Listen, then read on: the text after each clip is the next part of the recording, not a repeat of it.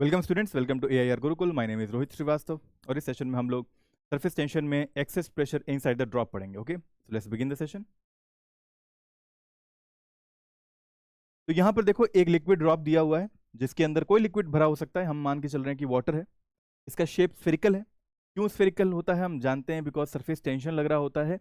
जिस surface tension की property होती है कि वो किसी भी सरफेस एरिया को मिनिमाइज करना चाहता है। लिक्विड के सरफेस की प्रॉपर्टी होती है कि वो सरफेस एरिया को मिनिमाइज करना चाहता है, और स्फेयर का जो सरफेस एरिया होता है वो मिनिमम होता है। ठीक है, तो ये स्फेरिकल शेप में है, इसके अंदर वाटर भरा है मान लेते हैं। तो अब बाहर में एटमॉस्फेयर है, तो जाहिर सी बात है एक एक्सटर्नल प्रेशर लगेगा जो कि एटमॉस्फेरिक प्रेशर के बराबर ही होगा, राइट। तो एक्सटर्नल प्रेशर लग रहा है P नॉट, एटमॉस्फेरिक प्रेशर इस सरफेस के एक्सटर्नल से हर पॉइंट पे, ठीक है। और इनसाइड लिक्विड भरा है तो उसके वजह से भी तो प्रेशर होगा, P liquid, right. P liquid जो होगा बाहर की ओर होगा, तभी तो इसका सरफेस जो है यहां से देख रहे हो कॉनकेव है और बाहर से कॉन्वेक्स है ना। और सरफेस टेंशन भी एक लग रहा होगा ना, जो कि खींचना चाहता है, कॉन्ट्रैक्ट करना चाहता है, सरफेस एरिया को मिनिमाइज करना चाहता है। तो सरफेस टेंशन भी लग रहा होगा S, ठीक है। ओके, तो अब देखो P नॉट है। अब सरफेस टेंशन एक तरह का फोर्स होता है, राइट। फोर्स है तो जाहिर सी बात है प्रेशर भी होगा, तो वो भी इसी डायरेक्शन में होगा। तो एक सरफेस टेंशन का प्रेशर लग रहा है। तो ये देखो, ये जो लिक्विड का प्रेशर है, ये दो तरह के दो प्रेशर्स को मैनेज किए हुए है, P नॉट को भी PS को भी। यानी PL is equal to P naught plus PS है, राइट। यानी कि PL जो है लिक्विड का प्रेशर, वो ग्रेटर देन क्या है, एटमॉस्फेरिक प्रेशर, एक्सटर्नल प्रेशर से ज्यादा है ना। ये तो साफ साफ दिख रहा है। इसको ऐसे भी लिख सकते हैं कि pressure inside is greater than pressure external. ये चीज समझ में आ रही है ना।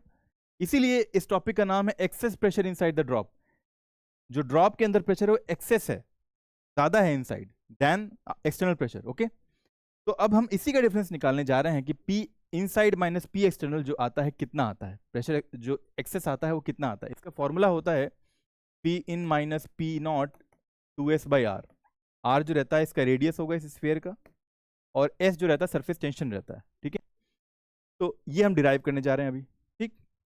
तो देखो यहाँ पर जो हम लोग कॉन्सेप्ट यूज करेंगे वो सरफेस एनर्जी का कॉन्सेप्ट यूज करेंगे बेसिकली, ठीक है। तो इसको मैं मिटा दे रहा हूँ फिलहाल के लिए, बिकॉज तुमने बेसिक अंडरस्टैंडिंग समझ ली है। अब मान लो, क्योंकि हम जान गए हैं कि P इनसाइड जो है वो P नॉट एक्सटर्नल प्रेशर से ज़्यादा है, ठीक है। तो जो इनसाइड वाला प्रेशर है वो इसको एक्सपैंड भी करेगा, बिकॉज अगर वो ज़्यादा है तो अगर लिक्विड एक्सपैंड हुआ, ले सपोज एक्सपैंड होके वो इतना बड़ा हो गया, और डेल्टा R डिस्टेंस उसने एक्सपेंशन की, ठीक है। रेडियस जो है वो R है अगर, ठीक है। तो डेल्टा R एक्सपेंशन हुआ, ठीक है। तो हम ये कह सकते हैं कुछ वर्क डन हुआ इस डायरेक्शन में। वो वर्क डन इन एक्सपेंशन कितना होगा,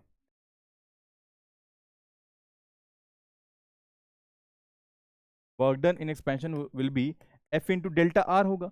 बिकॉज फोर्स अगर ऐसे लग रहा है और डेल्टा R डिस्प्लेसमेंट हो रहा है, तो फोर्स इंटू डिस्प्लेसमेंट ही क्या होता है, वर्क डन होता है, ठीक है। और फोर्स जो लग रहा है नेट कितना लग रहा है, देखो इधर से लग रहा होगा F इनसाइड वाला फोर्स, और बाहर से लग रहा होगा F नॉट एक्सटर्नल वाला फोर्स। तो नेट फोर्स जो लग रहा है इस सरफेस पे वो F in minus F not है। तो F in minus F not net force है इंटू डेल्टा R जो डिस्प्लेसमेंट है। इसने ही इतना एक्सपैंड करने में वर्क डन किया, इस ड्रॉप को, बबल को नहीं, ड्रॉप को, ठीक है। अच्छा, अब F इनसाइड क्या होगा, फोर्स इनसाइड क्या, देखो फोर्स का फॉर्मूला होता है, प्रेशर का फॉर्मूला होता है फोर्स अपॉन में एरिया। तो फोर्स का फॉर्मूला होगा प्रेशर इंटू एरिया। तो ये हो जाएगा P इन इंटू एरिया, और F नॉट होगा P एक्सटर्नल यानी P नॉट इंटू एरिया, अब इंटू में डेल्टा R, ठीक है। और एरिया कौन सा, देखो ये सरफेस एरिया, और स्फेयर का सरफेस एरिया होता है 4πr²। तो अभी रेडियस R है, ठीक है। इस पॉइंट पे जब ये दोनों फोर्सेस R रेडियस पे लग रहे हैं, तो हम क्या लिखेंगे, P इन 4πr² ए के जगह पे, यहां भी P नॉट के साथ ए के जगह पे 4πr² इंटू में डेल्टा R। इतना वर्क डन करना पड़ा, ठीक है, एक्सपैंड करने में डेल्टा R डिस्प्लेसमेंट से इस ड्रॉप को, ठीक है। अब हम सरफेस एनर्जी का फॉर्मूला भी जानते हैं।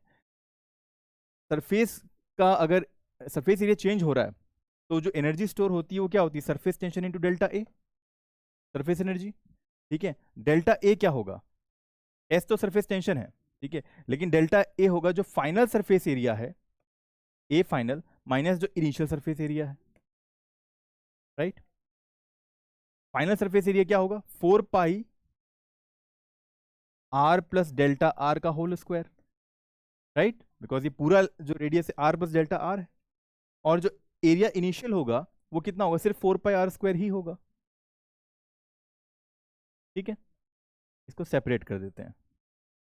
ठीक है, तो अब देखो इसको ओपन किया जाए तो यहाँ 4 पाई एस हो गया, 4 पाई कॉमन ले लिया हमने, यहाँ क्या आ गया, R square plus delta R का whole square plus 2r delta R, ठीक है, minus 4 pi R square, sorry सिर्फ आर स्क्वायर रह जाएगा यहाँ पे। ठीक है, तो ये आर स्क्वायर से ये आर स्क्वायर कैंसिल हो गया, तो हमें जो एनर्जी का फॉर्मूला आ रहा है सरफेस एनर्जी का वो कितना आ रहा है। अच्छा एक चीज़ और, क्योंकि डेल्टा आर बहुत ही स्मॉल है, ऑब्वियसली बात है डेल्टा आर स्क्वायर और भी स्मॉल हो जाएगा, हम अगर डेसिमल्स में कंसिडर करते हैं फ्रैक्शंस में तो ये वैल्यू नेग्लिजिबल हो जाएगी, जीरो के करीब आ जाएगी, तो इसको नेग्लेक्ट कर सकते हैं। ठीक है, अब देखो ये 4 पाई एस 2r डेल्टा आर ऐसा आ रहा है ना, यानी कि 8 pi S R delta R. ठीक है, ये एनर्जी सरफेस एनर्जी होगी 8 pi S R delta R, और यही सरफेस एनर्जी जो होगी वर्क डन के बराबर होगी, है ना। तो यहां पर भी अगर तुम देखो तो P in minus P not को ब्रैकेट के अंदर रहने दो और 4 pi R square delta are को बाहर ले लो। ठीक है, अब क्या करते हैं, दोनों को इक्वेट कर देते हैं, इसको हम डिराइव ही करेंगे अभी, तो इसको मिटा देते हैं फिलहाल के लिए। तो सरफेस एनर्जी है 8 pi S R delta R, और वर्क डन है P in minus P naught into 4 pi R square delta R. ठीक है, डेल्टा आर से डेल्टा आर कैंसिल हो गया, एक आर से एक आर कैंसिल हो गया, 4 पाई से 8 पाई कटा, यहाँ 2 बचा, तो यहाँ सिर्फ 2s बचा, और यहाँ आ रहा है P in minus P naught into में आर ना, तो P in minus P not की जो वैल्यू आती है 2s बाई आर आती है। ठीक है, तो ये हमारा फॉर्मूला रहेगा। ठीक है, जो हम डिराइव करने वाले थे वही आ चुका है। जो इंटरनल प्रेशर है वो ज़्यादा होता है, एक्सेस होता है एक्सटर्नल प्रेशर से बाई 2s बाई आर, जिसमें s जो होता है सरफेस टेंशन होता है लिक्विड सरफेस का, और r radius of the sphere होता है। ठीक है, या लिक्विड ड्रॉप होता है। तो अब इस पे हम कुछ क्वेश्चंस करते हैं।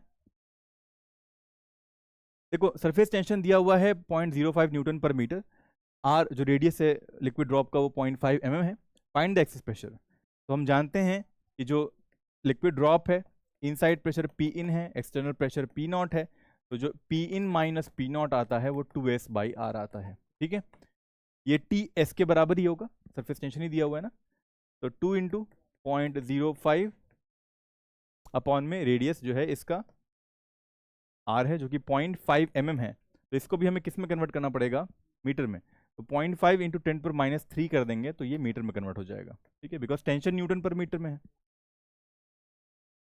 तो ये जो आ रहा है हमारा एक्सेस प्रेशर आ रहा है 2 इंटू 5 इंटू 10⁻² कर दो, और इसे 5 इंटू 10⁻1 करके 10⁻4 कर दो, ये दोनों कैंसिल हो गए, 2 इंटू 10⁻² हो गया, यानी 200 हो गया, 200 क्या, पास्कल। ठीक है, इतना एक्सेस प्रेशर होगा लिक्विड ड्रॉप के अंदर।